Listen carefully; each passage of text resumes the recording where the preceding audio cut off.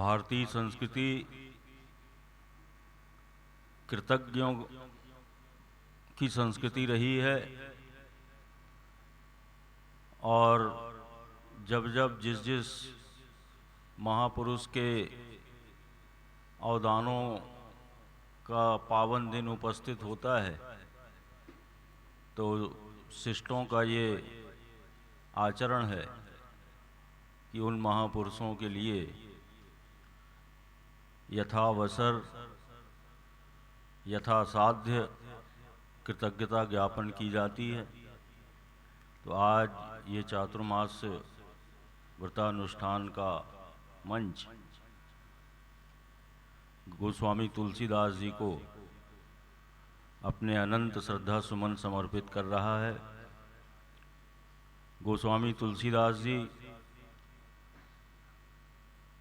इस कलियुग के इतने विलक्षण भगवत भक्त हुए जिन्होंने इतने कम समय में महामुनित्व प्राप्त कर लिया, जिसको प्राप्त करने के लिए और युगों में सैकड़ों वर्ष तपस्या करनी पड़ती थी। उनके ग्रंथ को शास्त्र कोटि का दर्जा इतने कम समय में मिल गया, जो कि पूर्व में शास्त्र कोटि को प्रमाणित करने के लिए सैकड़ों वर्ष लगते थे। कृष्ण द्वैपायन व्यास ने भागवत लिखी, उस भागवत को प्रमाण कोटि में स्थापित करने के लिए उनको भी बहुत पापड़ बेलने पड़े। परमहंस सुखदेव को सुना के उनकी अनुशंसा प्राप्त की गई और भी विभिन्न कोटियों से उसको उन्होंने शास्त्र कोटि में स्थापित किया। अपने शिष्यों को आज्ञा दी, सुमंतु, पैल, वैशंपायन, ये जो उनके 3-4 प्रमुख शिष्य थे, उनकी पूरी परंपरा भागवत को प्रामाण्य कोटि में स्थापित करने में लग गई।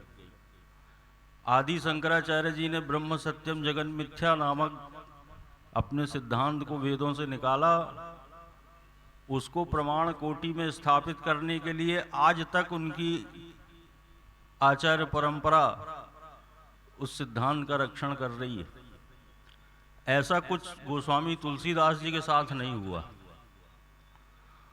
उनके ग्रंथ के को प्रमाण कोटि में स्थापित करने के लिए कोई शिष्य परंपरा उनके पास नहीं थी।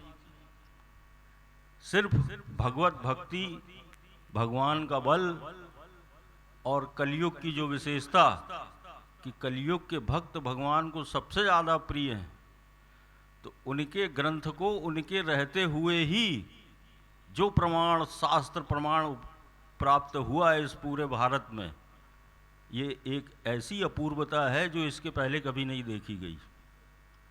स्वयं तुलसीदास जी स्वीकार करते हैं कि रघुवर की कृपा से लोगों ने मुझे महामुनि की कोटि में स्थापित कर दिया है।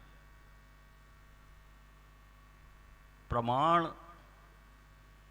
जो अबाधित और अनधिगत विषय होता है उसको प्रमाण कहते हैं। तो गोस्वामी तुलसीदास जी का जो रामचरितमानस, और रामचरितमानस क्या, उनकी जो उपांगभूत जो ग्रंथ हैं वो आज जन जन के मुंह में है। शिव पुराण का एकाध श्लोक हमें नहीं लगता कि इस सभा में कोई जानता होगा। भागवत का कोई श्लोक, एक भी लाइन इस सभा में बैठे हुए जो श्रोतागण है शायद न जानते हो। हनुमान चालीसा सबको याद है। अभी कुछ दिन पहले बहुत भयंकर दुर्घटना भारत में हुई, अहमदाबाद में। उसके बाद भारत में जब प्लेन स्टार्ट होते थे, चलने के लिए गति पकड़ते थे, तो लोग हनुमान चालीसा शुरू कर देते थे। इतना भय लोगों में हो गया था। तो ये जो विश्वास लोगों के मन में उस हनुमान चालीसा के प्रति है, तो ये निश्चित ही गोस्वामी तुलसीदास जी के ऊपर भगवान की ऐसी कृपा है कि उनके शास्त्र को लोगों ने अपने विश्वास का आधार इस 21वीं सदी में भी बनाया हुआ है। तो निश्चित ही प्रत्येक युग की संधि काल में ईश्वर की प्रेरणा से कुछ ऐसे अवतार होते हैं कि वे हमारे धर्म को फिर आगे बढ़ा देते हैं। गोस्वामी तुलसीदास जी की रामायण का ही चमत्कार है कि दूरदर्शन में जब धारावाहिक रामायण प्रसारित होता था तो एशिया के लोगों ने देखा कि भारत की एकता क्या है। पूरी गलियों में सुनसान, हिंदू तो छोड़ दीजिए, मुसलमान तक उस सीरियल को देखा करते थे। तो ये जो धार्मिक एकता तुलसीदास जी ने सृजित की, यही एकता आदि शंकराचार्य जी ने भी धर्म के माध्यम से स्थापित की थी। तो वर्तमान में इस धार्मिक एकता का अगर कोई सूत्रधार आसन्न भूत में कोई हमें समझ में आता है तो गोस्वामी तुलसीदास जी हैं।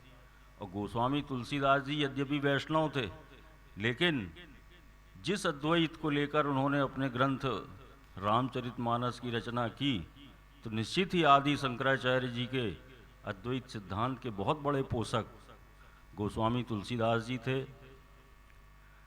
तो आज उन महामनीषी को, जिन्होंने अपने जीवन में ईश्वर प्राप्ति तो बाद में रखी, सबसे पहले तो उन्होंने यही कहा, कब हुक हो यही रहनी रहोंगो, श्री रघुनाथ कृपालु कृपाते साधु स्वभाव गहोंगो, जथा लाभ संतोष सदा काहू से कछु न चहोंगो। वो संत स्वभाव मेरे अंदर कब आएगा? जब भगवान की कृपा होगी तो निश्चित ही मैं उस संत स्वभाव को ग्रहण करूंगा और उस जीवन में जीवन मुक्ति का अनुभव करते हुए विचरण करूंगा। तो ये उन कवि श्रेष्ठ तुलसीदास की भावना थी। ऐसा नहीं है कि श्री राम के चरित्र का आश्रय लेकर और कवियों ने भी अपनी बातें न कही हो। महाकवि कालिदास ने रघुवंश महाकाव्य बहुत विस्तार से साहित्य की जो सर्वोत्कृष्ट कृति और जो सर्वोत्कृष्ट साहित्य के मानक हैं उनको आधार बना के रघुवंश महाकाव्य लिखा। उत्तर रामचरित इत्यादि श्री रामचरित्र को लेकर बहुत से ग्रंथ हैं, लेकिन जो मान्यता गोस्वामी तुलसीदास के रामचरितमानस को मिली, ऐसी किसी कवि को वो मान्यता इस भारतीय समाज ने नहीं दिया। तो आज हम सभी अत्यंत गौरवान्वित हैं गोस्वामी तुलसीदास जी के जो अवदान हैं, और विशेषकर इस कलयुग में, और जो भारत की जो धार्मिक एकता है जो कि सबसे बड़ी शक्ति है, उसके लिए उनका जो अवदान है उसके लिए कृतज्ञता पूर्वक अपने कोटिशः प्रणाम इस चातुर्मास सभा की ओर से हम लोग समर्पित कर रहे हैं। इसी क्रम में अब हम लोग ब्रह्मचारी निर्विकल्प स्वरूप जी को श्रवण करेंगे, और हम लोगों के मध्य में परम आदरणीय ब्रह्मचारी सुबुद्धानंद जी महाराज भी हैं, उनका आशीर्वचन भी हम लोग प्राप्त करेंगे, और फिर आगे जैसा महाराज श्री की आज्ञा होगी सभा आगे बढ़ेगी।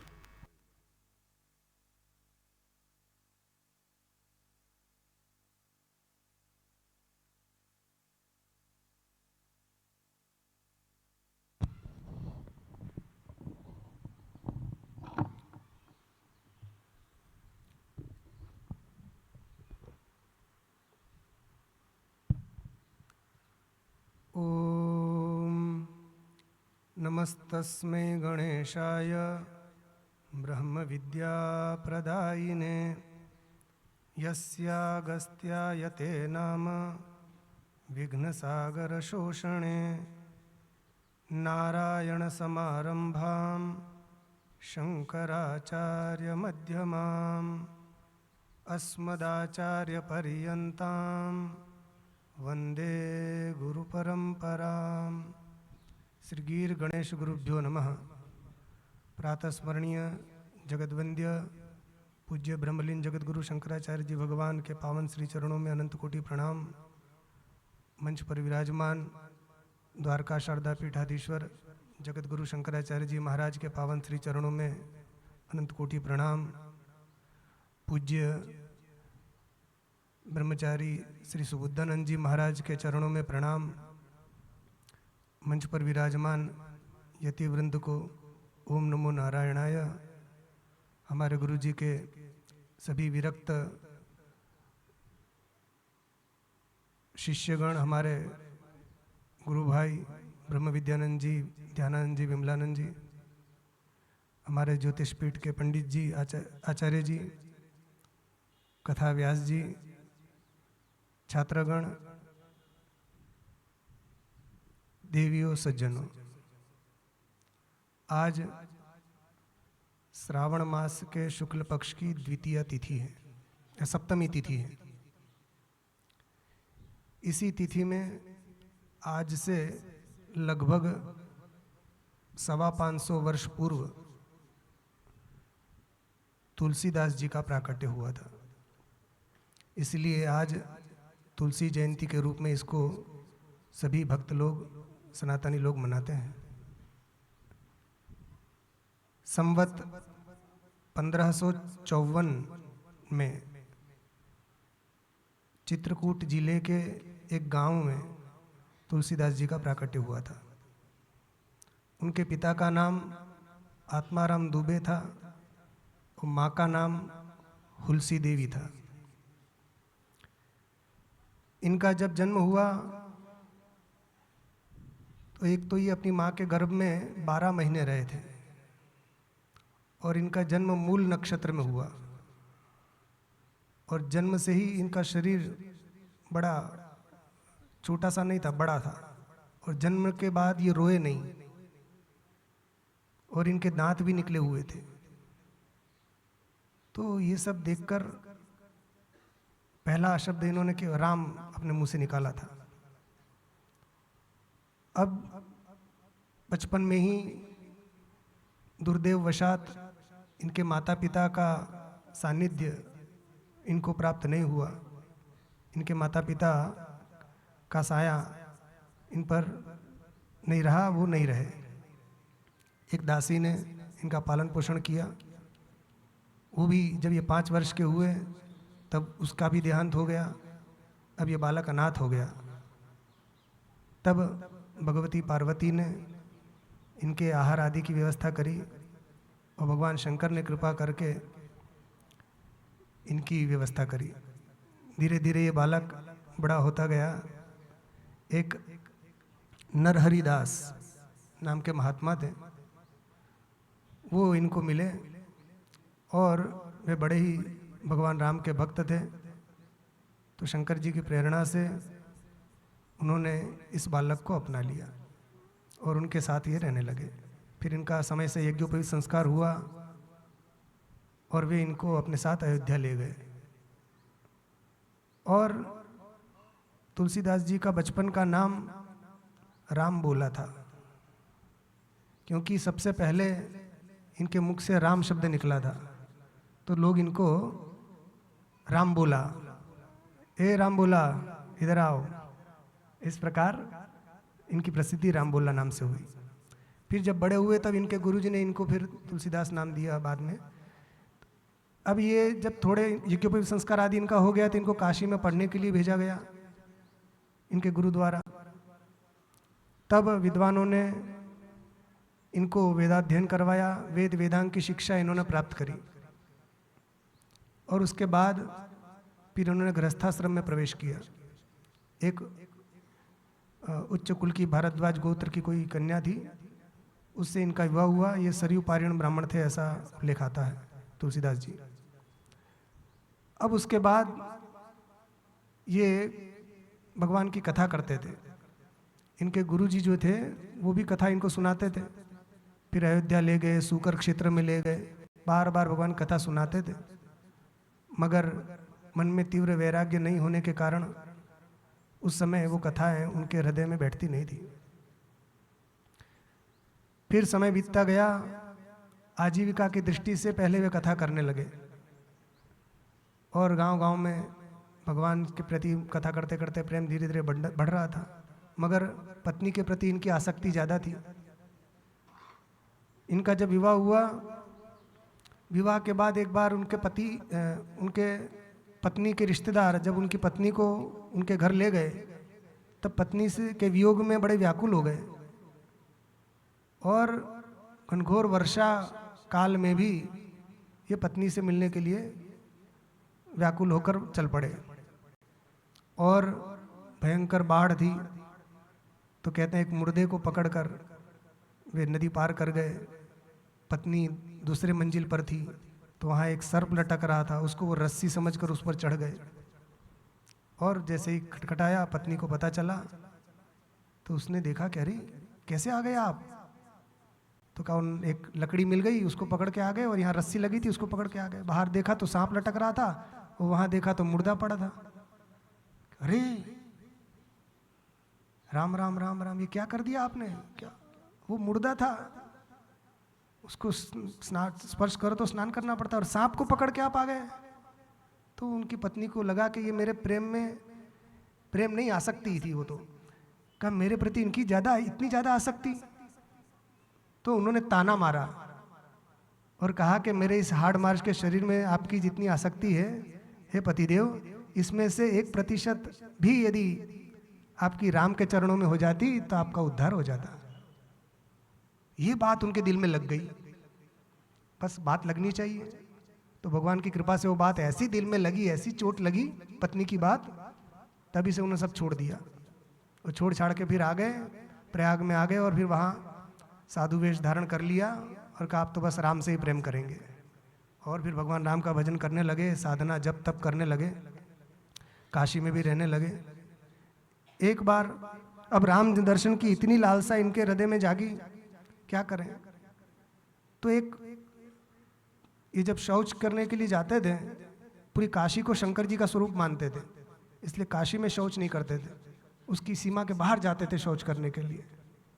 और जो लोटे में जल बचा रहता था एक झाड़ में डाल देते थे। तो उस झाड़ में एक प्रेत रहता था।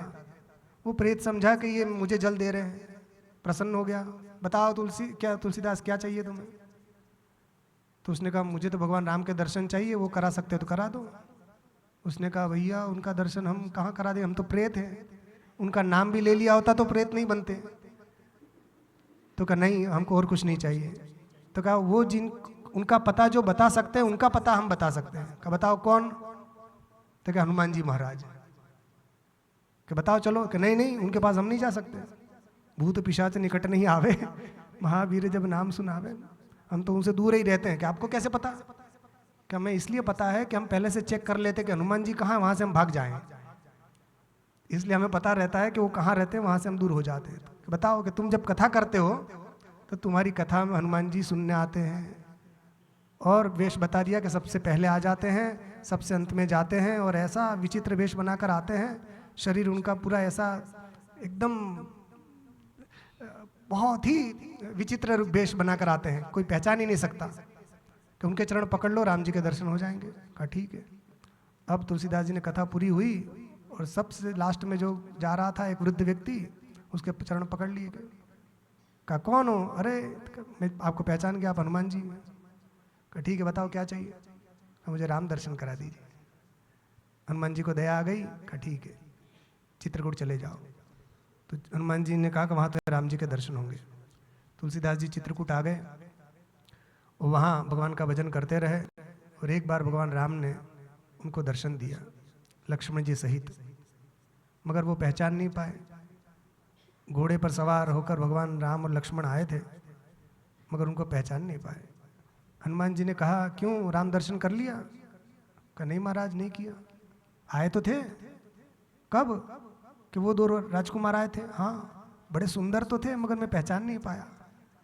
फिर से दर्शन करा दो। हनुमान जी ने कहा बार बार नहीं होते, एक बार हो गया, अब नहीं। अब वो रोने लगे, पैर पकड़ लिए, महाराज आप तो गुरु हैं, गुरु ही परमात्मा की प्राप्ति कराता है। इसलिए तुलसीदास जी ने, अभी हमारे ब्रह्म विद्यानंद जी बता रहे थे ना हनुमान चालीसा की बात, तो उन्होंने हनुमान जी को गुरु रूप माना है। जय जय जय हनुमान गोसाई, कृपा करो गुरुदेव की नाई। गुरुदेव की तरह आप कृपा करते हैं। तो हनुमान जी को दया आ गई कि ठीक है, फिर से दर्शन होंगे, अब चूकना नहीं। का ठीक। अब एक बार तुलसीदास जी भगवान का भजन कर रहे थे, चंदन घीस रहे थे। उसी समय भगवान राम एक छोटे से बालक का वेश बनाकर आए, चंदन मांगा। अब उनको तो पता नहीं था, उन्होंने दे दिया। तो हनुमान जी ने देखा कि देखो अभी फिर नहीं पहचान रहा है भगवान को, अब फिर भगवान चले जाएंगे, फिर रोएगा, फिर मेरे पीछे पड़ेगा। तो हनुमान जी तोते का वेश बना लिया और उस झाड़ पर बैठ गए और झाड़ पर बैठकर उपदेश दिया कि ये राम है, पहचानो। हनुमान जी बोले, चित्रकूट के घाट पर भई संतन की भीड़, तुलसीदास चंदन घिसत तिलक देत रघुवीर। इस प्रकार जब हनुमान जी ने समझाया तब पहचान गए, ये है राम। इस प्रकार गुरु की कृपा से, हनुमान जी की कृपा से तुलसीदास जी को राम जी का दर्शन हुआ और उसके बाद उनके जीवन में बड़े चमत्कार हुए। भगवान शंकर की कृपा उन पर बहुत विशेष थी। काशी में उन्होंने निवास किया। भगवान शिव और पार्वती जी ने स्वप्न में उनको दर्शन दिया और रामचरित मानस लिखने की आज्ञा दी। पहले तुलसीदास जी संस्कृत में रामचरित मानस लिख रहे थे और जितना भी लिखते दूसरे दिन वो पत्र खाली हो जाते थे, अदृश्य हो जाता था वो लेखन पूरा। 7 दिन तक संस्कृत में लिखते रहे मगर मिट जाता था। बड़े उदास हो गए। तब शंकर जी ने कहा कि तुम लोक भाषा में इस ग्रंथ की रचना करो। तो उन्होंने शिव जी की बात मानकर फिर रामचरितमानस की रचना लौकिक भाषा में उन्होंने की। अब रामचरितमानस की रचना उन्होंने की, उस समय उनकी आयु कितनी थी? उस समय वो 77 वर्ष के थे तब उन्होंने इसका प्रारंभ किया था। संबत 1631 में उन्होंने रामचरितमानस लिखना प्रारंभ किया अयोध्या में और लगभग 3.25 वर्ष उनको लगे रामचरितमानस को लिखने में। और 80 वर्ष की उनकी आयु थी जब उन्होंने रामचरितमानस लिखा। और उसके बाद उनकी ख्याति फैलती गई। काशी में आए, इतनी ख्याति फैली तो अब कुछ लोग ईर्ष्यालु भी हो जाते हैं। जब जिसकी बढ़ती होती है तो उसके ईर्ष्या करने वाले भी लोग आ जाते हैं। तो कुछ लोगों से सहन नहीं हुआ कि ये लौकिक भाषा में लिख रहा है। और काशी तो विद्वानों की नगरी, पंडितों की नगरी, वहाँ संस्कृत की बड़ी महिमा है। तो कुछ लोगों ने कहा भैया ये ठीक नहीं है, ये लौकिक भाषा में ग्रंथ ठीक नहीं है, संस्कृत में होना चाहिए। तो फिर परीक्षा ली गई। तो कहा इसकी मान्यता कैसे होगी? जैसे अभी हमारे ब्रह्म विद्यानी जी ने कहा ना कि इसकी मान्यता शास्त्रों की कोटि में आ गई, तो सही ऐसे ही नहीं आती है। वो बड़ा परिश्रम भी होता है और गुरु की, भगवान की कृपा चाहिए।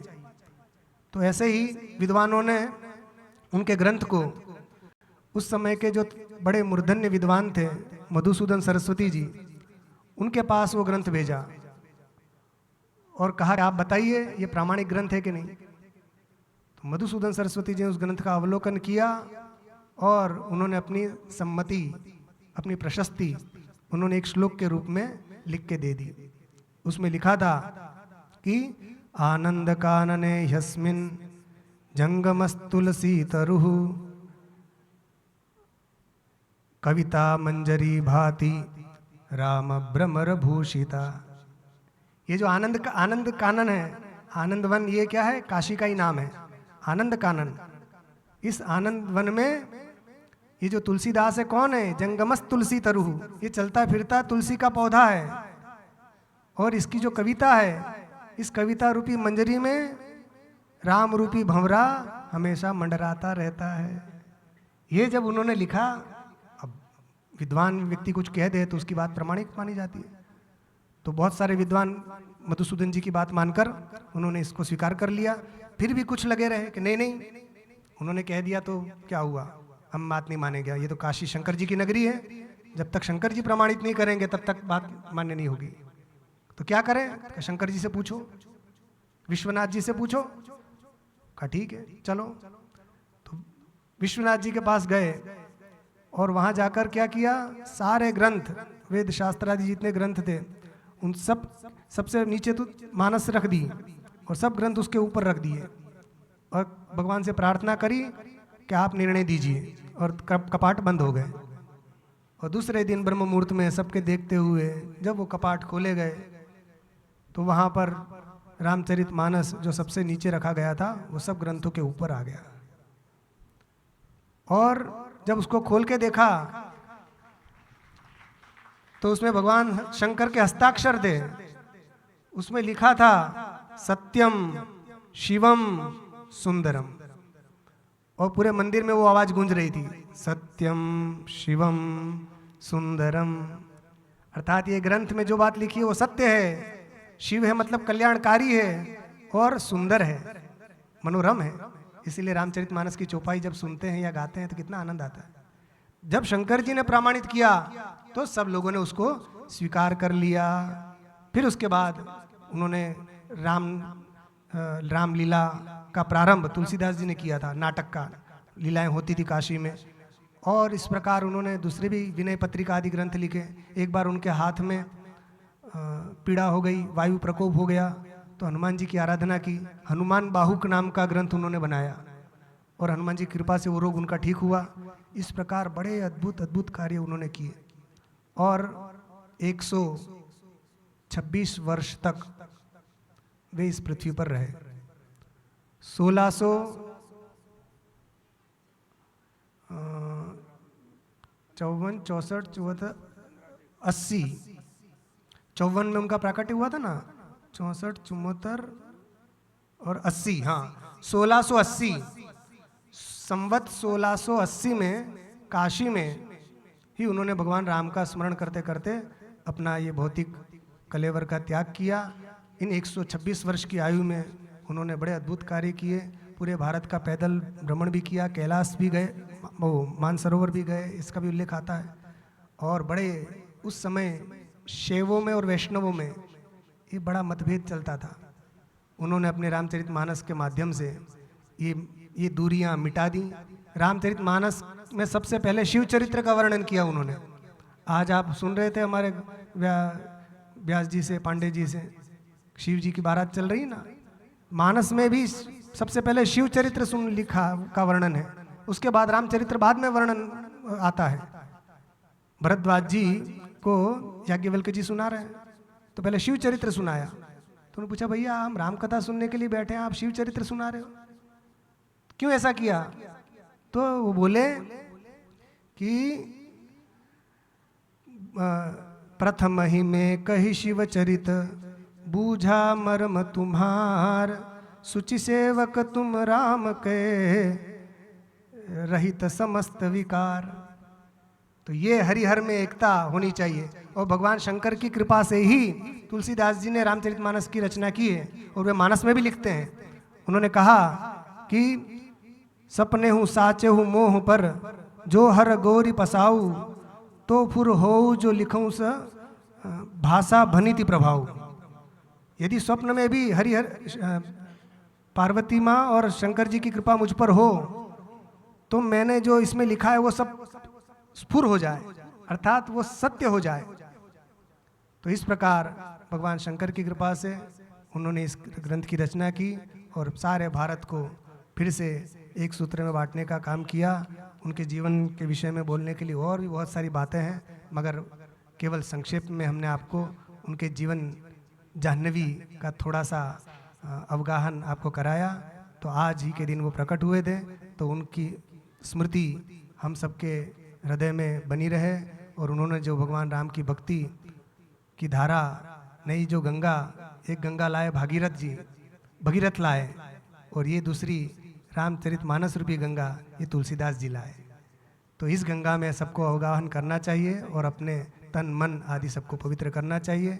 आज के इस पवित्र दिन में हम तुलसीदास जी महाराज का पावन स्मरण करते हैं, उनके चरणों में वंदन करते हैं, और अपनी बात को पूर्ण करते हैं। बोलो तुलसीदास जी महाराज की हो।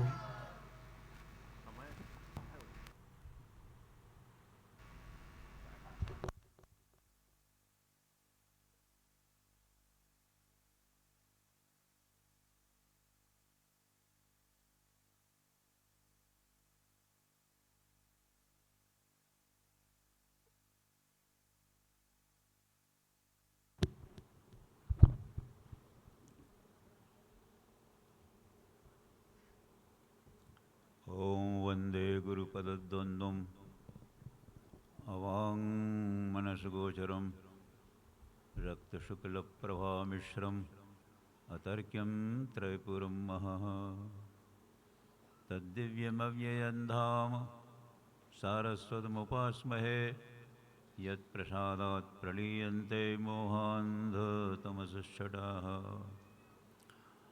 ॐ रामाय रामभद्राय रामचन्द्राय वेधसे रघुनाथाय नाथाय सीतायाः पतये नमः।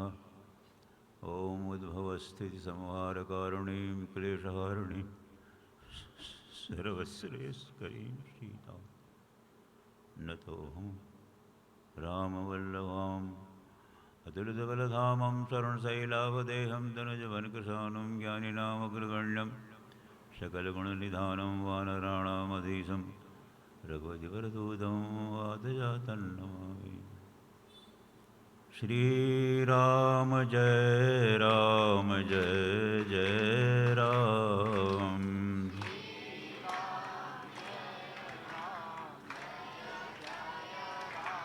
श्रीराम जय जय राम।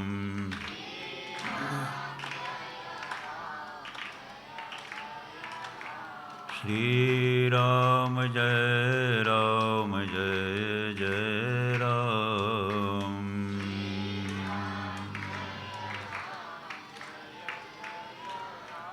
धर्म की अधर्म का, प्राणियों में विश्व का, गौ माता की गोहत्या, धर्म सम्राट जगतगुरु शंकराचार्य भगवान की, धर्म सम्राट ज्योतिषपीठाधीश्वर महाराज की, धर्म सम्राट द्वारका शारदा पीठाधीश्वर महाराज की, धर्म सम्राट द्वारका शारदा पीठाधीश्वर महाराज की।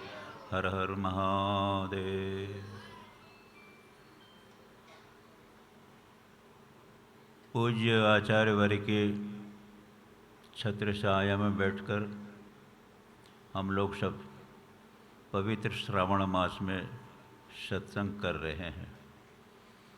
क्षणमपि सज्जन संगति रेखा भवति भवारणा तरणे नौका, ये शास्त्र का वचन है। एक क्षण की सत्संगति यदि हो जाए तो वह संसार सागर से पार कराने में सहायक होती है। इसलिए हमारे यहाँ काल गणना में श्रावण मास का बड़ा महत्व है और इसमें भगवान शंकर की ही आराधना होती है। सज्जन वृंद, आज पवित्र तुलसी जयंती का पर्व उपस्थित हुआ है। ये भी विचित्र संयोग है, श्रावण मास में ही उनका हम लोग स्मरण करते हैं। सज्जनों, माताओं, बहनों, हमें महाराज जी की याद आ रही है।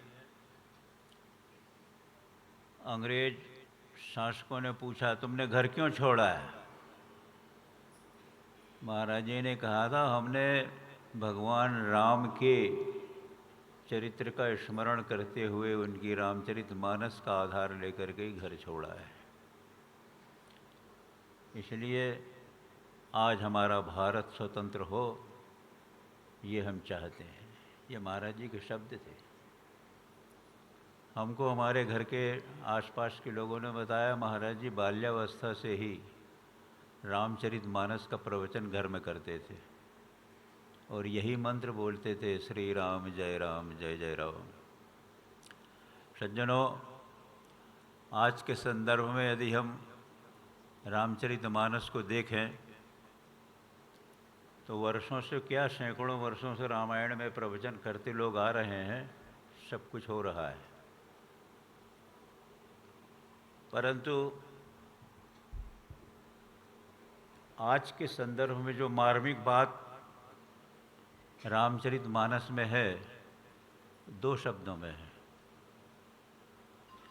आरंभ में ही उन्होंने कहा है, भवानी शंकरौ वंदे श्रद्धा विश्वास रूपिणौ। भवानी शंकरौ वंदे श्रद्धा विश्वास रूपिणौ, याभ्याम विना न पश्यन्ति सिद्धाः स्वान्तस्थमीश्वरौ। आरंभ में ही शब्द आ गया है। वो कहते हैं, मैं उन भवानी और उन भगवान शंकर जो अमित जोड़ा है, नित्य जोड़ा है, उसका स्मरण करता हूँ। वे प्रत्येक प्राणी के हृदय में श्रद्धा और विश्वास के रूप में विराजमान हैं। ये शब्द बहुत महत्वपूर्ण है। आज के लोगों को, माताओं को, बहनों को, सबको पकड़ना चाहिए। वे भवानी शंकर, भवानी श्रद्धा का रूप हैं, भगवान शंकर विश्वास का रूप हैं। उनको मैं वंदना करता हूँ जिनके बिना सिद्ध पुरुष भी अपने भीतर स्थित आत्मा का दर्शन नहीं कर सकते, उनकी कृपा से ही कर सकते हैं। इस श्लोक को आज हम सभी लोग गांठ में बांध लें। क्यों? कुछ ऐसी बातें कड़वी हैं जिनसे लोगों को बुरा भी लग सकता है। आज हमारे सामने पाखंड का चरम रूप सामने आया हुआ है। आज हम सभी लोगों में ऐसे भी लोग हैं, ऐसी भी माताएं हैं जो उस पाखंडी का ध्यान करते हैं, जो कहता था हम गंगा में क्यों नहाएं, गंगा तो मेरे पैरों से निकली है, यमुना मेरे पैरों से निकली है, उसकी हम भक्ति करने लगे हैं, मंदिरों में उसकी मूर्तियां रख रहे हैं। इसलिए सज्जनों, इस बात को बहुत सावधानी से समझना है और ये बात यहीं कही जा सकती, बाहर और कहीं नहीं कहा जा सकता। इसलिए आप लोगों को ये श्लोक याद कर लेना चाहिए। भवानी शंकरो वंदे श्रद्धा विश्वास रूपिणो याभ्याम विना न पश्यन्ति सिद्धा स्वांतस्तमीश्वरम। आज क्या हो रहा है? श्रद्धा है। अरे साहब, आस्था की बात है, ये तो आस्था है, आस्था है। आस्था का इतना दुरुपयोग हो रहा है कि भूत प्रेत को भी महान मान लग गए हैं। आस्था का इतना सम्मान हो रहा है कि उन्होंने रामायण का, रामचरितमानस का अपमान कर दिया, गायत्री बना दिया, ये सब बना दिया और उसको पूज रहे हैं। आस्था का इतना दुरुपयोग हो रहा है कि भगवान राम की मूर्ति दिख नहीं रही है, उसकी मूर्ति दिख रही है। सोचो कहाँ जा रहे हो? स्वतंत्र भारत है, ना यहाँ अंग्रेज है ना मुसलमान है, यहाँ सब कुछ एक है। और रामायण जैसी अखंड रामायण करते हैं, नवाह पारायण करते हैं, मास पारायण करते हैं, परंपरा। अरे तो परंपरा का महत्व तो समझो, क्यों है, क्यों शुरू में कहा है, और सब लोग करते होंगे। रामायण में लिखा हुआ है भवानी शंकरो वंदे श्रद्धा विश्वास रूपिणो याभ्याम विना न पश्यन्ति सिद्धा स्वांतस में सब पढ़ते होंगे, परंतु वो हृदय में नहीं है। यदि हृदय में होती तो श्रद्धा अखंडित नहीं होती, श्रद्धा खंडित न होती, विश्वास खंडित न होता। आज अंधश्रद्धा बढ़ गई है, आज अंधविश्वास बढ़ गया है। सोचना है सारे भारतीयों, सज्जनों, कि हम लोग कहाँ जा रहे हैं। भक्ति की दृष्टि से देखा जाए तो आज उन्होंने अंतिम में यही कहा है, मैं उन भगवान राम की शरण में आता हूँ जिन भगवान राम की शरण में कैसे कैसे जो नारी पे मोहित होते हैं उनके जैसे, या जो किसी बात में आते हैं उनके जैसे, उन भगवान राम की शरण में मैं आऊं और विषयी लोग जैसे विषय में आसक्त होते हैं ऐसे मैं उनके चरणों में आसक्त हूँ। ये रामायण के अंतिम में आया हुआ है। ये आज के संदर्भ में हम सभी लोगों को ध्यान रखना है। हमारे आचार्य जी आज भगवान शंकर की शादी के विषय में बता रहे थे, पंडिताई का उन्होंने वर्णन किया। कौन पूछ रहा है? सामूहिक शादियां हो रही हैं, मंदिरों में शादी हो रही हैं, शादी का नाम है, एक ने माला पहना दिया, एक ने माला पहना दिया, हो गए शादी। इस पर पंडित जी को बोलना चाहिए। आज शादी के विवाह में ये विवाह पद्धति बहुत कम पड़ गई होगी और ये सबसे ज़्यादा हो गई है। सज्जनों, इसलिए आज हम सभी लोगों को इस विषय में समझना है। इस बात को रामचरितमानस के आधार पर समझ सकते हैं। भवानी शंकरौ वंदे श्रद्धा विश्वास रूपिणौ याभ्याम बिना न पश्यन्ति सिद्धा स्वांतस्थमीश्वरौ। इन भगवान राम के चरणों में मेरा मन लगे, जैसे विषयी जन्म जन्मांतर से आती हुई वासना के आधार पर अपने मनुष्य शरीर को भी नौछावर कर देते हैं, ऐसे भगवान के चरणों में मेरा मन लग जाए। ये रामचरितमानस की शिक्षा है।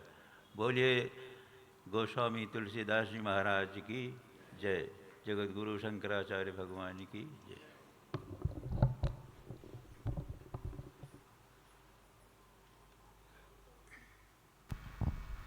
ओम नारायण समारंभां शंकराचार्य मध्यमाम् अस्मदाचार्य पर्यन्तां वंदे गुरु परंपराम्।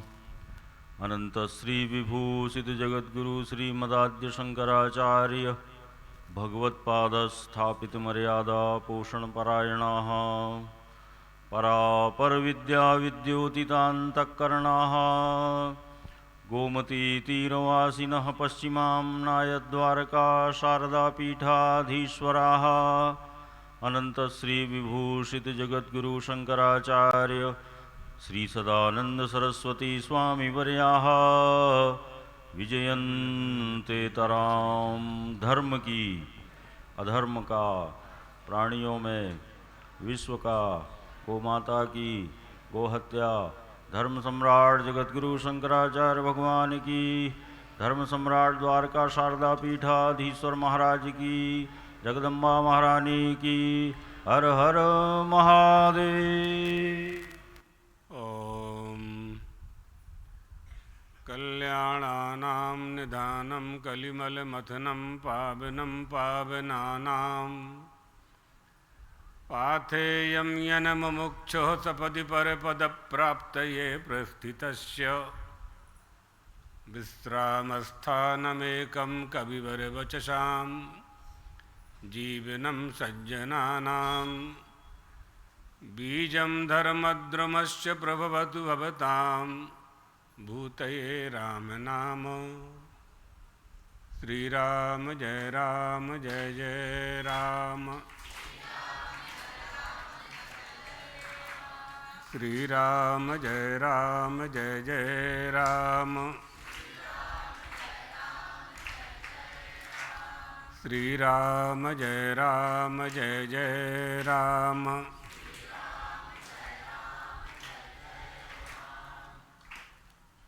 आनंद कंद भगवान रामचंद्र की, तुलसीदास जी महाराज की, पीठद्वयाधीश्वर सद्गुरुदेव भगवान की।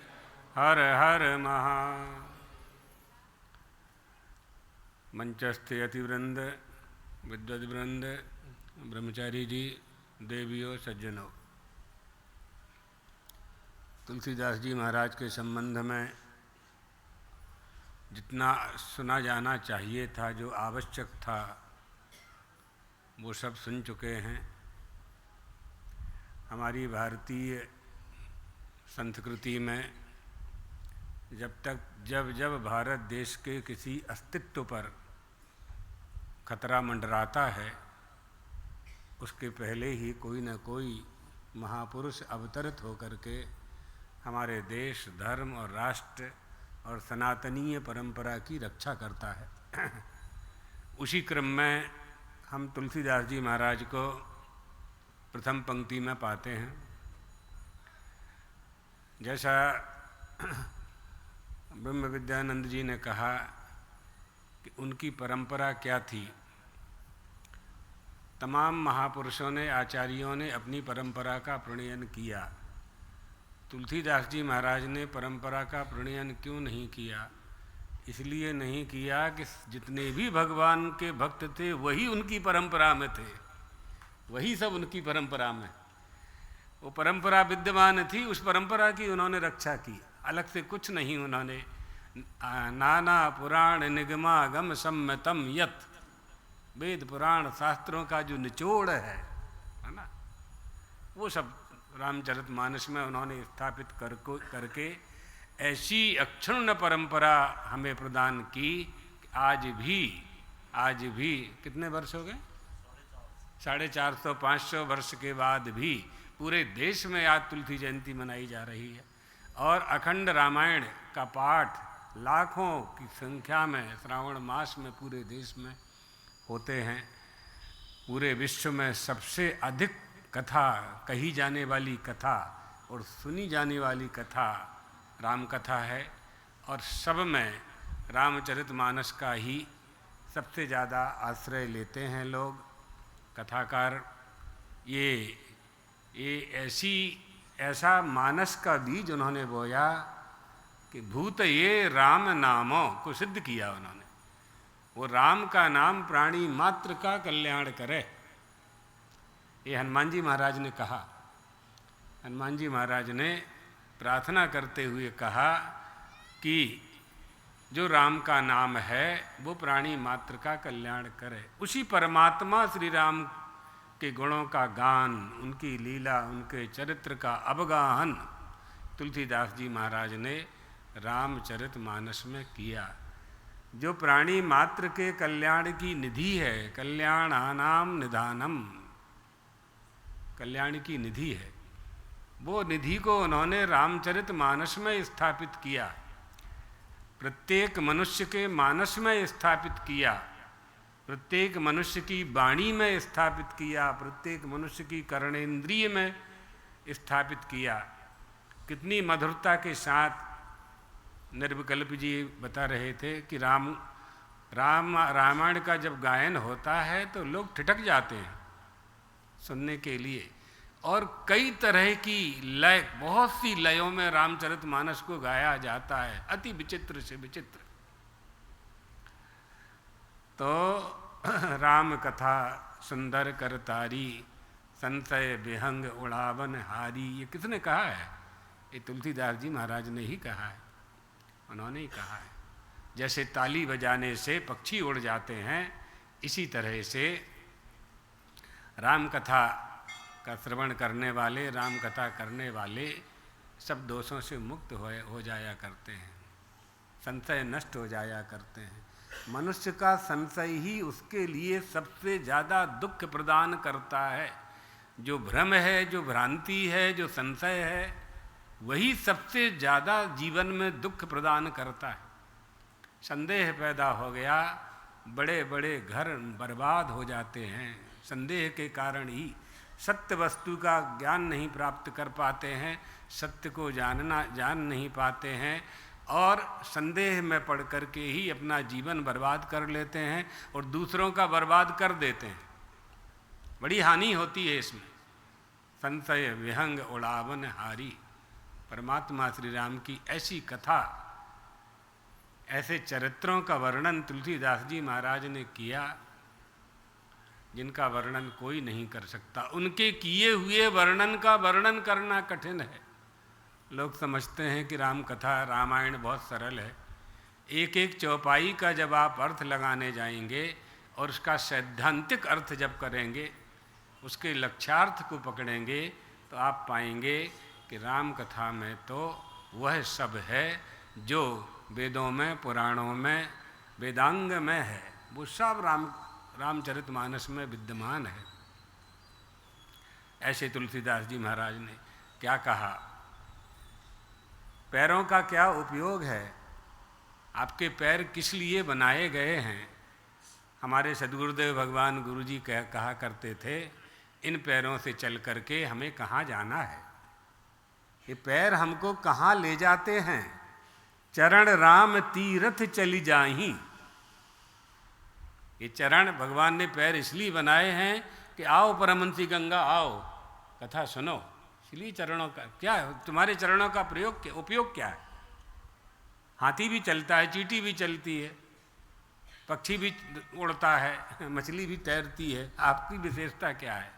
आपके चरण आपको श्री राम के चरणों की तरफ ले जाएं, आपके शरीर को श्री राम के चरणों की तरफ ले जाएं, तीर्थ बना दें, आपको तीर्थों की ओर ले जाएं, मंदिरों की ओर ले जाएं, मठों की ओर ले जाएं। राम बसऊ तिन हाँ, तिन मन माही माही, हाँ, तिनके मन माही, राम बसहीं तिनके मन माही। जिनके हृदय में राम निवास करते हैं, राम बसते हैं, उनके चरण। भगवान श्री राम जहाँ जाते हैं, कहाँ ले जाते हैं? वो जहाँ ले जाते हैं तीर्थ में ही ले जाएंगे, अच्छी जगह ही ले जाएंगे, तारने के लिए ले जाएंगे। तीर्थ का अर्थ ही है तारने वाला, तरती, शोक मात्म वित्त, शोक और मोह से जो मुक्त हो जाए। तुलसीदास जी महाराज, उनके संबंध में जितना कहा जाए उतना ही थोड़ा है।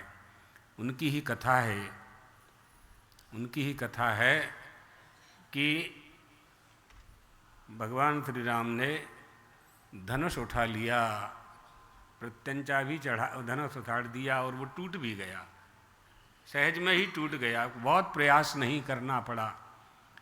कल आपने सुना था कथा में, विवाह की तैयारी होने लगी। विवाह की तैयारी के पूर्व विश्वामित्र जी ने कहा, अयोध्या दूत भेज करके परमात्मा श्री महाराज दशरथ को निमंत्रण देना चाहिए, ताकि वो अयोध्या वासियों के साथ बारात लेकर के आएँ। अपने रिश्तेदार, संबंधी, गुरुजन जो भी बारात में आना चाहें। जनकपुर से, मिथिला से दूत जाते हैं, अयोध्या में दरबार में प्रतिहारी उनको ले जाता है। महाराज दशरथ बड़ा उनका स्वागत करते हैं, पूरा समाचार प्राप्त करते हैं कि राजा जनक की प्रतिज्ञा थी, उस प्रतिज्ञा पर परमात्मा श्री राम खरे उतरे और आपके पुत्र श्री राम ने धनुष तोड़ दिया है, उनका सीता जी के विवाह के साथ विवाह होना है। हम मिथिला नरेश की ओर से दूत बन करके आए हैं, आपको बारात लेकर के जनकपुरी में पधारना है। महाराज दशरथ बहुत प्रसन्न हुए, अपनी सेना को महाराज जिन उनके जो संबंधी थे, जो राजा थे, उन सबको सूचना भेजी गई, अयोध्या वासियों को सूचना दी गई, सबके सब बारात में चलने के लिए तैयार हो गए। यहाँ जब दूत जाने लगे तो महाराज दशरथ ने उनको उपहार देना चाहा। उपहार देने के लिए दास दासी थालियों में धन संपत्ति, सोना चांदी इत्यादि लेकर के आए, वस्त्र आभूषण लेकर के आए, लेकिन दूतों ने मना कर दिया। हमारी मिथिला नगर की जो बेटी हैं सीता जी, वो उनका ये ससुराल है और बेटी के घर से हम कुछ भी ग्रहण नहीं कर सकते। उन्होंने स्वीकार नहीं किया। ये हमारी परंपराएं हैं, हमारे देश की परंपरा है। दूतों ने कुछ लिया नहीं, लौट करके महाराज जनक को सूचना दी और यहाँ महाराज दशरथ ने बारात ले जाने की तैयारियां प्रारंभ कर ली। अपने भाई और दूसरे परिवार वालों को सबको बुलाया। बारात जनकपुर पहुंच गई। राजा दशरथ दल बल समेत जनकपुर आ जाते हैं। महाराज जनक के द्वारा, जनकवासी मिथिलापुर वासियों के द्वारा उनका स्वागत होता है। जनक ने अपने भाई कुशध्वज को भी नगरी से बुला लिया और वशिष्ठ जी जो इक्ष्वाकु वंश है, सूर्य वंश है, उसका पूरा परिचय मिथिला वासियों को और महाराज जनक को देते हैं। राजा जनक अपने कुल का परिचय देते हैं। दोनों के आपस में परिचय होते हैं ना, विवाह के पूर्व कुल का परिचय देते हैं। और राम, लक्ष्मण, सीता, उर्मिला के साथ सभी चारों भाइयों के विवाह की प्रतिज्ञा होती है। विश्वामित्र जी द्वारा भरत शत्रुघ्न के लिए कुशध्वज की कन्याएं का वरण करने की आज्ञा प्राप्त होती है और महाराज दशरथ अपने पुत्रों के मंगल के लिए नांदी, श्राद्ध और गोदान आदि का विधान करवाते हैं। ये पूरी विधि कराते हैं। जिस दिन महाराज दशरथ ने पुत्रों के विवाह, पुत्रों के निमित्त से गोदान करवाया, उसी दिन भरत के जो मामा थे युधाजित, वो वहाँ आ गए और बोले कि राजन, मेरे पिता कैकेयी नरेश अपने दौहित्र भरत को देखना चाहते। मैं उन्हें लेवाने के लिए अयोध्या गया था, वहाँ वो नहीं मिले। मालूम हुआ कि आप पुत्रों के विवाह के लिए मिथिला पधारे हैं, तो हम यहाँ मिथिला चले आए हैं। अपने भांजे को देखने के लिए हम यहाँ आ गए हैं। दोनों आचार्यों की आपस में बात हुई, राजाओं का मिलन हुआ, और जैसा स्वागत सत्कार बारातियों का होता है विवाह में। अब महादेव जैसी बारात तो नहीं थी महादेव जी की बारात को, हाँ देखो पार्वती जी की जो निष्ठा थी वो इतनी दृढ़ थी कि नारद जी भी उसमें कुछ नहीं कर पाए। नारद जी की बात भी स्वीकार नहीं कही। पार्वती जी ने कहा, जन्म जन्म तक रगर हमारी, बरहु शंभु नति रहूं कुंवारी। ऐसे ही है ना, हाँ, जन्म जन्म तक चाहे जो हो जाए। परीक्षा के लिए नारद जी की नियुक्ति की गई थी, हाँ, सप्तऋषियों की नियुक्ति की गई थी। सप्तऋषियों ने जाकर के मनाया भगवान विष्णु से विवाह कर लिया जाए। तो वैकुंठाधिपति हैं, साम्राज्य के स्वामी हैं, लक्ष्मीपति हैं, महादेव से विवाह करके तुम क्या प्राप्त करोगी। लेकिन पार्वती जी ने नहीं स्वीकार किया। नहीं, हमने वर्ण कर लिया है, मन में संकल्प कर लिया है, अब हम उसमें कोई परिवर्तन नहीं कर सकते। लोग समझ रहे थे कि हिमालय की कन्या है, लोग समझ रहे थे कि दक्ष की पुत्री सती हैं। ये सब अलौकिक चरित्र के धारक हैं, इनके चरित्र लौकिक नहीं है, तो इनका विवाह भी लौकिक नहीं है। कथा में रमणीयता लाने के लिए इन सब संवादों का निर्माण किया गया, ताकि हम परंपरा को भी जानें और विवाह की पद्धति क्या है इसका ज्ञान भी हमें हो। इन सब का जो हो रहा है, ये तो कहाँ मनु, शत्रुपा और उनकी आकुति, प्रसूति, देवहूति आदि जो कन्याएं हैं वहाँ से क्रम प्रारंभ होता है। ये सब अलौकिक पुरुष हैं। कोई त्रेता की बात है, कोई द्वापर की बात है। तो दक्ष का यज्ञ हुआ, उसमें सती जी ने देह छोड़ दिया। अपने पिता ने उनके पिता ने उनके पति का अपमान किया, महादेव का, नहीं सहन कर सकी। वही सती जो यज्ञ में जिन्होंने देह त्याग किया, वही सती पार्वती के नाम से हिमालय की कन्या, हिमाचल की कन्या के रूप में प्राप्त हुई। तो ये सब संयोग सहज है क्या? ये सब संयोग निर्मित था, पहले से ही तैयार था सब। इसलिए भ्रातृभि सहितो रामो कृत कौतक मंगलः वसिष्ठम पुरुतम कृत्वा महर्षि, जो ऋषिगण थे उन्होंने, अर्थात विवाह की तैयारियां पूरे होने लगी। विजय मुहूर्त में विवाह होना था, मुहूर्त की प्रतीक्षा की जा रही है। बारात को ठहरा दिया गया। इसमें बड़ी कहानी, अध्याय के अध्याय भरे हुए हैं कि बारात कैसी थी, उनका कैसा स्वागत हुआ। पंच शब्द सुनि मंगल काना, पट पावड़े परहि विधि नाना, करी आरती अरग तिन दीना, राम गवन मंडप तब कीना। जनवासे से बारात तैयार होकर के जनवासा हो गया था, और वशिष्ठ जी और विश्वामित्र जी और शतानंद जी जो उनके कुल गुरु थे, ये सब मिल करके सलाह करके योजना बना करके विवाह की तैयारियों में ना लगे हुए थे। विवाह के पूर्व जो उद्घोष होता है, जो वाद्य बाजे होते हैं, पंच शब्द यानी जयध्वनि, बंदी ध्वनि, वेद ध्वनि, वाद ध्वनि और निशान ध्वनि, इनको पंच शब्द कहते हैं। ये 5 शब्द है। पंच शब्द सुनि मंगल काना, मिथिलावासियों के कानों में पंच शब्द पढ़ने लगे, यानी मंगल वाद्यों का वादन होने लगा।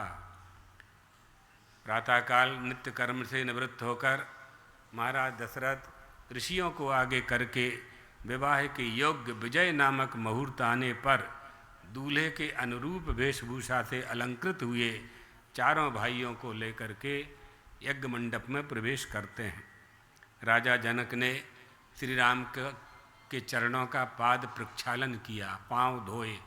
दामाद के पांव धोए जाते हैं, विष्णु रूप है ना। और अपने सिर पर उस जल को धारण किया। ये हमारे भारतीय संस्कृति की वैदिक परंपरा है, ये भारत में ही होता है और कहीं विश्व में ये परंपरा प्राप्त नहीं होगी। भारत में ही नारी की पूजा होती है, भारत में ही नारी का सम्मान होता है, भारत में ही नवरात्रि में, अष्टमी में कन्याओं को पैर धो करके कन्या भोजन करने वाला चरणोदक लेता है। भारत में ही माँ के जन्मदिन पर बेटा और परिवार के लोग माँ की थाली में पांव पखार करके चरणों को अपने मस्तक पर, चरणोदक को मस्तक पर लगाते हैं। ये हमारे देश में ही होता है। इसलिए हमारे देश की संस्कृति एतद्देश प्रसूतस्य सकाशादग्र जन्मनः स्वं स्वं चरित्रम शिक्षेरन पृथिव्याम सर्वमानवः।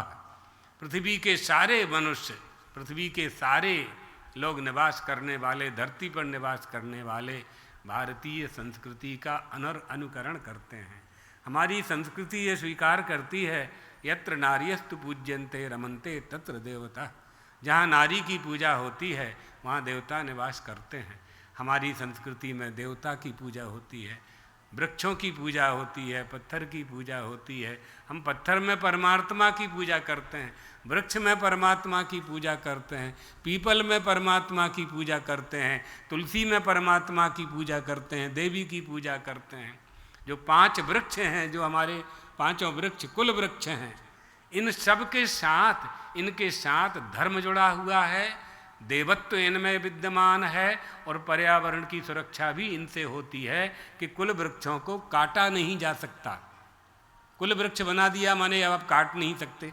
कुल वृक्ष को काटोगे कुल वंश नहीं बढ़ेगा, संतान नहीं होने वाली है। इसलिए ये सब ध्यान रखने की आवश्यकता है। वृक्षान् छित्त्वा पशून् हत्वा कृत्वा रुधिर कर्दमम यद्देव गम्यते स्वर्गम नरकम केन गम्यते। वृक्षों को काटने वाला, पशुओं को मार करके मांस खाने वाला यदि स्वर्ग जाएगा तो नरक में कौन जाएगा? ये सब नरक में नहीं जाना है तो वृक्षों को नहीं काटना चाहिए, पशुओं को नहीं मारना चाहिए। ये बात। कृष्टजानांच औषधीनां जातानांच स्वयं वने वृथा लंबेनु गच्छेत दिनमेकं पयोव्रतः। अगर वृक्ष काट दिया है तो उसका प्रायश्चित्त है। मकान आ जाता है बीच में, नदी आती है, मंदिर आता है, तो उसके विधान किए जाते हैं। वृक्ष की पूजा होती है, एक वृक्ष के बदले 5 वृक्षों का वृक्षारोपण होता है, विधि होती है। वो पंडितों से पूछ करके फिर उसको निकाला जा सकता है। अब मकान के ऊपर पीपल का झाड़ उग आएगा तो निकालना ही पड़ेगा, उसका विधान करना चाहिए। फिर मकान ही ध्वस्त हो जाएगा अन्यथा उसकी जड़ों से। इनकी सबकी विधि है ना। वृथा लंबे, व्यर्थ वृक्षों को नुकसान नहीं पहुंचाना चाहिए। अपने आप जो वृक्ष जंगल में लगे हैं उनको काटना भी मना है, लगाए हुए तो काटना मना ही है ना। तो राजा जनक ने श्री राम के पैरों को धोया, सिर पर जल को धारण किया। वैदिक परंपरा में भारतीय लोग ऐसा करते हैं। दूल्हे को मनुष्य रूप में नहीं मानते हिंदुस्तान में दूल्हे को साक्षात नारायण का स्वरूप मानते हैं। विवाह में निष्ठा होती है ना। शिव पार्वती का विवाह हुआ तो हमने बता ही दिया आपको।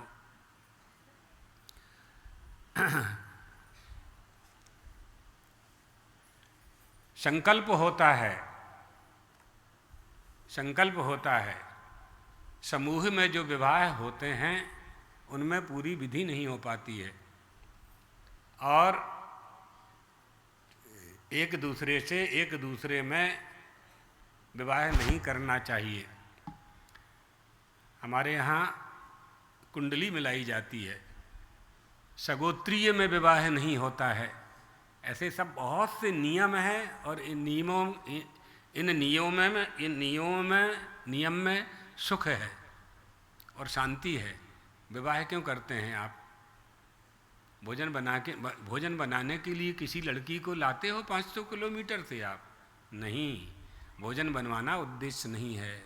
झाड़ू लगवाने के लिए आप किसी कन्या को पत्नी बना करके नहीं लाते हैं, लक्ष्मी को लाते हैं। ये हमारे यहाँ की संस्कृति है। उस कन्या के आने से, उस बहू के आने से सास और ससुर को क्या प्राप्त होता है? तो कहते हैं हमारे घर में लक्ष्मी आई है ना, हमारे घर में लक्ष्मी आई है। ऐसी संस्कृति हमारे यहाँ।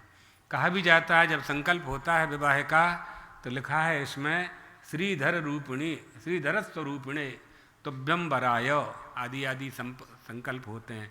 लक्ष्मी रूपिणी इमाम कन्याम, ऐसा कुछ बोलते हैं संकल्प में। संकल्प से सिद्धि होती है और मंत्रों में शक्ति होती है। मंत्रों को जब जागृत करते हैं तो उन मंत्रों में जो शक्ति होती है उससे हमें बल की प्राप्ति होती है, और वो बल धर्म का पालन कराने वाला बल है।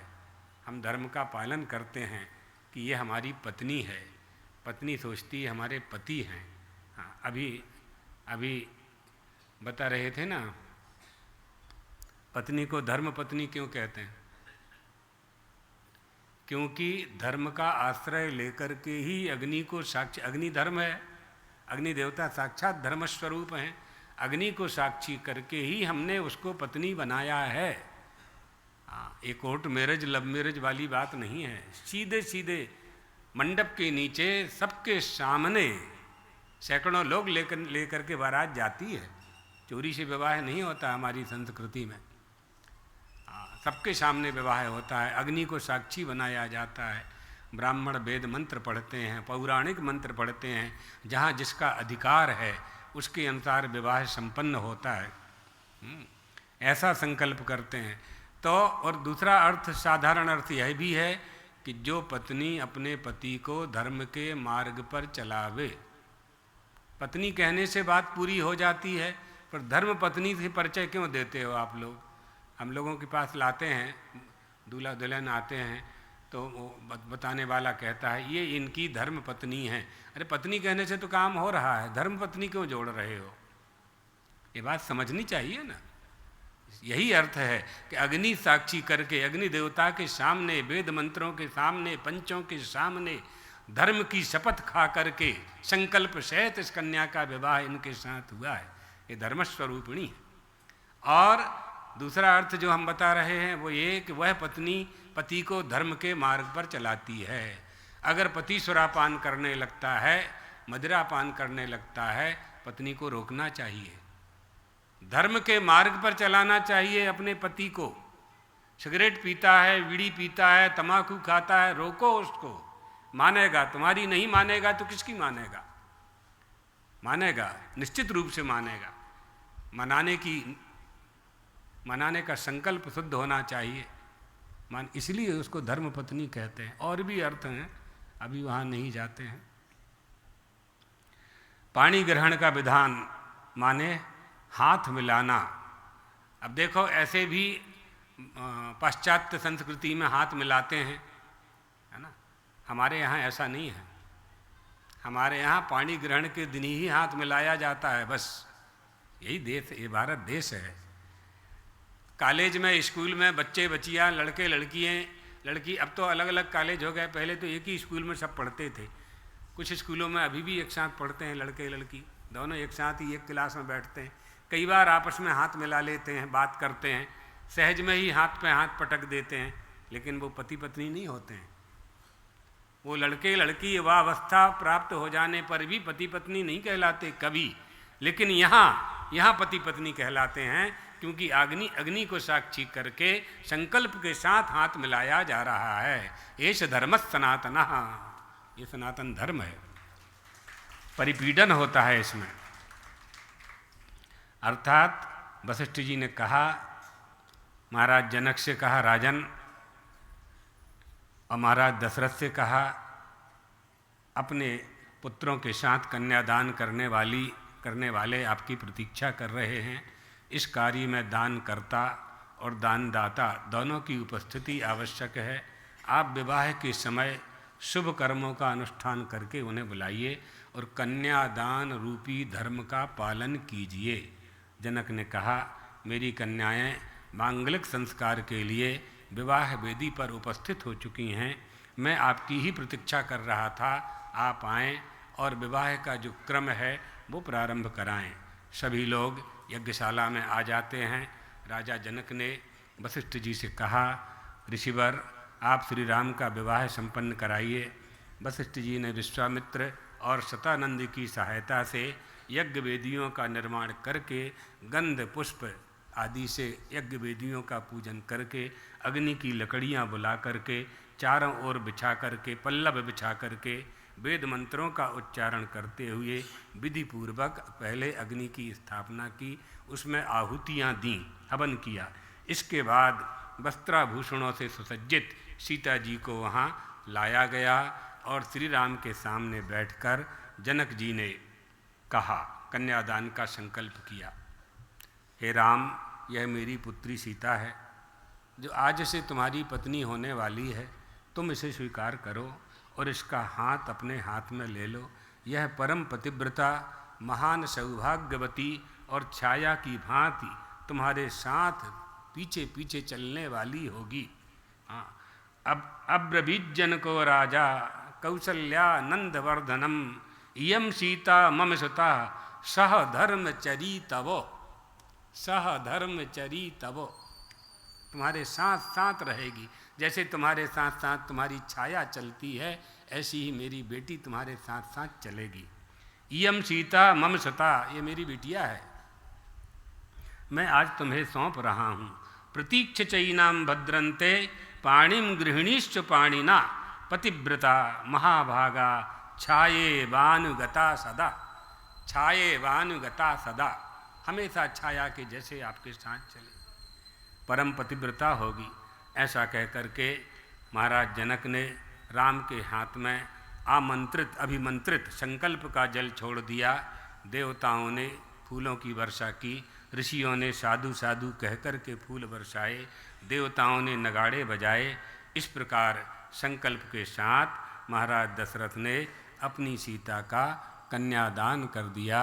राजा जनक हर्षमग्न हुए। लक्ष्मण जी की बारी आई। लक्ष्मण जी से कहा गया, मेरी पुत्री उर्मिला को स्वीकार करो, मैं इसे तुम्हारी सेवा में प्रस्तुत कर रहा हूँ, इनका हाथ अपने हाथ में ले लो। लक्ष्मण जी से ऐसा कह करके महाराज जनक ने भरत जी से कहा, तमेव मुक्ता जनको भरतम चाभ्य, हे रघुनंदन, तुम हमारी मांडवी का हाथ ग्रहण करो। और इसके बाद शत्रुघ्न से कहा, महाबाहु, तुम अपने हाथ में श्रुतिकृति का पाणी ग्रहण स्वीकार करो। तुम्हारे चारों भाई अपनी अपनी पत्नियों के साथ पत्नियों के साथ पाणी ग्रहण करें। उर्मिला, मांडवी, श्रुतिकीर्ति और सीता, ये चारों का विवाह यज्ञ, धनुष यज्ञ तो एक के लिए हुआ था, लेकिन चारों का विवाह संपन्न हो रहा है। रामचरितमानस में तुलसीदास जी महाराज, जिनकी आज जयंती है, वो अपने ढंग से इसका वर्णन करते हैं। बैठे वरासन राम जानकी, मुदित मन दशरथ भये, तन पुलक पुनि पुनि देख अपने, सुकृत सुरुतर फल नये। कुश केतु कन्या प्रथम जो गुणशील, सुख शोभामयी, सब रीति प्रीति समेति कर सो, ब्याह नृप भर तई दई। जानकी लघु भगनी सकल, सुंदरी से रोमनि जानिके, सो तनय दीनी ब्याह लख नहीं, सकल विधि सम्मानिते। जेहि नाम श्रुति कीरत सुलोचनी, सुमुख सब गुण आगरी, सो दई रिपुसूद नहीं भूपति, रूपशील उजागरी। ततो लग्न मुहूर्ते तन वधूभिश्च पृथक वरान, चारों के वरों को का वरण किया। और जनक के वचन सुनकर चारों भाइयों ने वशिष्ठ जी की अनुमति से चारों राजकुमारियों के हाथ अपने हाथ में ले लिए। फिर चारों भाइयों ने पत्नियों सहित अग्नि, यज्ञ वेदी, जनक ऋषि महात्माओं की प्रदक्षिणा करके वेदोक्त विधि के अनुसार वैवाहिक कार्य संपन्न किया। ये सब काम विवाह के जो काम होते हैं उतावली में नहीं होते हैं, विधि विधान के साथ शांति पूर्वक बिल्कुल शांत मन से। शांत मन जब होगा, जब क्रिया, तभी क्रिया शुद्ध होगी।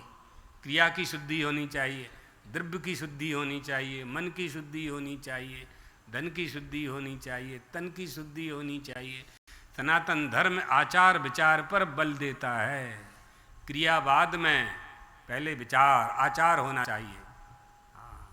आचारहीनम न पुनन्ति वेदाः। जो आचारहीन होकर के पूजा करते हैं, बिना स्नान के पूजा करते हैं, जो यज्ञोपवीत धारण करने का जिन्हें अधिकार है और वो यज्ञोपवीत धारण नहीं करते, जिन्हें गायत्री का अधिकार है वो गायत्री का जाप नहीं करते, उनको पूजा का फल पूरा पूरा प्राप्त नहीं होता। इसलिए पहले जिनके लिए जो अधिकृत किए गए हैं, अपने आप समझ लेना चाहिए हमारा अधिकार किस में है, उसी में तुम्हारा कल्याण होने वाला है। अतिक्रमण करने से कल्याण नहीं होने वाला है, बनावटीपन करने से कल्याण नहीं होने वाला है, दिखावा भी नहीं करना है। और इसने ऐसा किया इसलिए हम भी ऐसा ही करेंगे, ऐसा करने से फल की प्राप्ति नहीं होगी। विधि पूर्वक करोगे तभी फल की प्राप्ति होगी। अग्निम प्रदक्षिणम कृत्वा वेदिम राजानमेव च।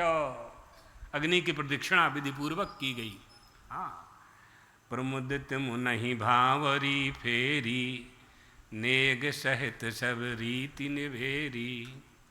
राम सीय सिर सिंदूर देही, शोभा कही न जात विधि के। क्या शोभा! जिस समय परमात्मा श्री राम ने, राजकुमार श्री राम ने सीता जी के मस्तक में सिंदूर लगाया, सिंदूर उस समय उनकी जो शोभा है, सीता जी बहुत सुंदर थी, उनका अलौकिक स्वरूप था। पृथ्वी की कन्या थी। इनका पूर्व जन्म ऋषि कन्या के नाम से जाना जाता था। इनका नाम था वेदवती। वेदवती आएगा, इसी में प्रसंग आएगा, रावण के प्रसंग में वेदवती का प्रसंग आएगा। सीता शिरसि सिंदूरम ददौ रामोदजाज्ञया। ब्राह्मणों की आज्ञा देने के बाद मंत्रोच्चार के साथ सिंदूर उन्होंने लगाया, ऐसे नहीं। तदानीम क्षितिजा व्याख्या अद्भुत वर्णा बभूव। उनका स्वरूप अद्भुत हो गया, माता जी का स्वरूप दर्शनीय और अति दर्शनीय हो गया। सीता जी के मांग में सिंदूर भरा गया।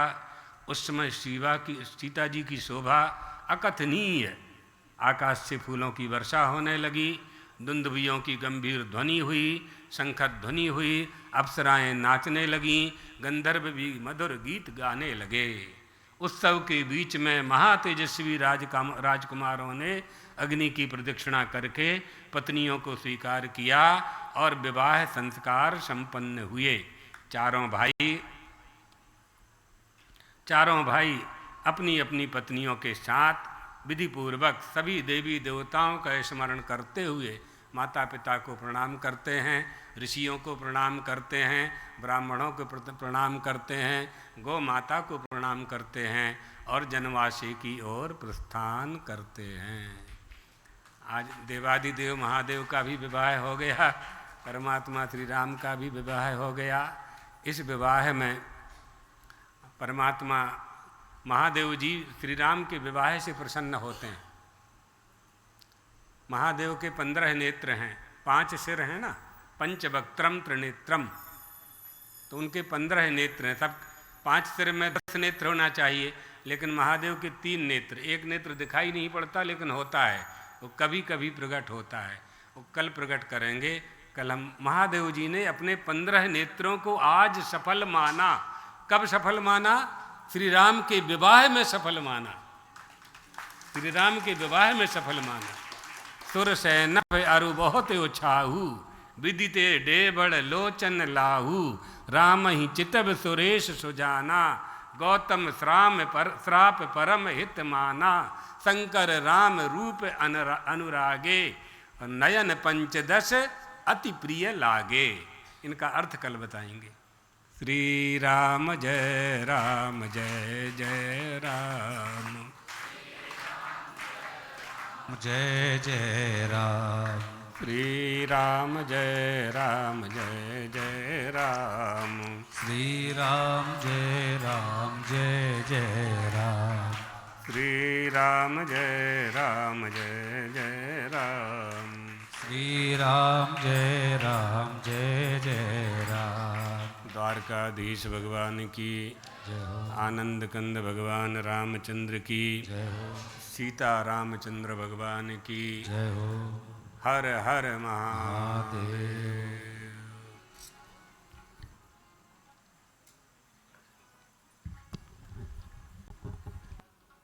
बोलिए जगत गुरु शंकराचार्य भगवान की। शंकर भगवान आरती होगी तो हमारे यजमान और भी जो लोग हैं वो आकर के आरती करें। ज्वाला मालिन्य नमः सर्वोपचारार्थे गंधाक्षत पुष्पाणिं समर्पयामि। ओमेदगुंघभिः प्रजननं मे अस्तु दशवीरगुं सर्वगणगुं स्वस्ते आत्मसनि प्रजासनि पशुसनि लोकसन्नभयसनि अग्निः प्रजां बहुलां मे करोतु अन्नं पयोरेतो अस्मासु दत्तो। ओम जय शिव ओंकारा प्रभु हरि शिव ओंकारा। ब्रह्मा विष्णु सदा शिव ब्रह्मा विष्णु सदा शिव अर्धानी धारा। ओम जय शिव ओंकारा। एकानन चतुरानन पंचानन राजे बोले पंचानन राजे। हंसासन करुणासन हंसासन करुणासन वृषवाहन साजे। ओम हर हर हर महादेव। दो भुज चार चतुर्भुज दस भुज ते सोए बोले दस भुज ते सोए।